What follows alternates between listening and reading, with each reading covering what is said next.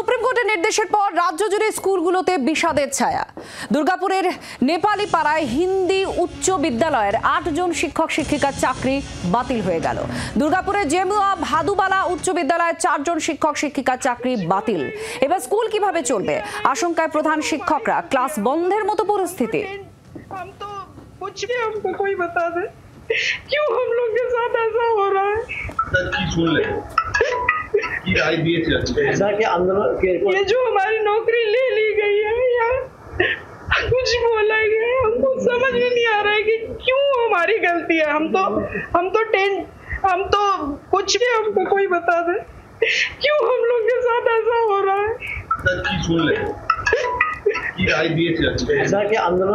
ये जो हमारी नौकरी ले ली गई है या कुछ बोला गया है, हमको समझ में नहीं आ रहा है कि क्यों हमारी गलती है। हम तो कुछ भी हमको कोई बता दे क्यों हम लोग के साथ ऐसा हो रहा है। চাকরি হারারা কি বলছেন শুনুন এবার। सुप्रीम कोर्ट से एक्सपेक्ट किया गया था कि एटलीस्ट हमारी बात को वो समझेंगे। टेंटेड कैंडिडेट्स की बात अलग है, हम अनटेंटेड है, हमारी गलती क्या है ये हम नहीं समझ पा रहे। अगर हमारे से नौकरी ली गई है या वापस ली जा रही है, whatever be the case, what is our fault. हमारी क्या गलती है, हमको यही नहीं समझ में आ रहा कहाँ हमारी गलती हुई। हम लोगों ने जो प्रोसेस था वो प्रोसेस फॉलो किया। जब पेपर्स मांगे गए वो पेपर्स हमने सबमिट किए। जो एग्जाम हमको बोला गया वो एग्जाम हम लोग ने, जो इंटरव्यू बोला गया वो इंटरव्यू फेस किया। फिर हमारी गलती कहाँ है हमारी गलती। আমাদেরই অনেক কলিগস আছে যাদের লোনে চলছে, জেন্টস টিচার আছে, ওনার উপরে সব পুরো ফ্যামিলি ডিপেন্ডেন্ট আছে। মানে এখনো বিশ্বাস হচ্ছে না। আর দেখি আগামীকাল যদি আমাদের কিছু লিগ্যাল লড়াই আইনি পথে যেতে হয় তো তাই যাব।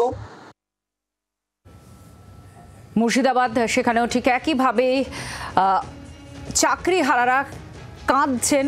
তারা কি করবেন বুঝে উঠতে পারছেন না, বিধ্বস্ত সেই ছবি উঠে এসেছে।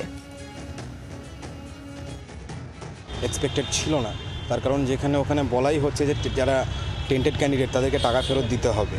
মানে একাধারে বলে দেওয়া হচ্ছে যে টেন্টেড ক্যান্ডিডেট কারা, আনটেন্টেড ক্যান্ডিডেট কারা, এবং টেন্টেড ক্যান্ডিডেটকে টাকা ফেরত দিতে বলা হচ্ছে। যেরকমভাবে হিয়ারিং হয়েছে, যেরকমভাবে আমাদের পক্ষ থেকে বলা হয়েছে, যেরকমভাবে সিবিআই এভিডেন্স দিয়েছে, যেরকমভাবে রাজ্য সরকার বলেছে যে সেগ্রিগেশন পসিবল, সমস্ত কিছু হওয়ার পরে যে কেউ একটা দুগ্ধপোষ্য শিশু হলেও যারা একটু সহজাত বুদ্ধি আছে সেও বুঝতে পারছে যে অলরেডি সেগ্রিগেশন হয়ে গেছে। তারপরেও এরকমভাবে তো আর বলার কিছু নেই। রিভিউ পিটিশনে যাবো আমরা। বরাবরই আমরা রাজনীতির শিকার হয়ে এসেছি, এখনও আমাদের মনে হয় হয়তো কিছু হচ্ছে। কারণ যেখানে সিবিআই লিস্ট জমা দিয়েছে সেখানে কারা দুর্নীতি করেছে কারা দুর্নীতি করেনি ক্লিয়ারলি বলা আছে। সেখানে যে কজন দুর্নীতি করেছে তাদের শাস্তির খাড়া আমাদের উপর কেন আসলো আমরা সত্যি কিছু বুঝে উঠতে পারছি না।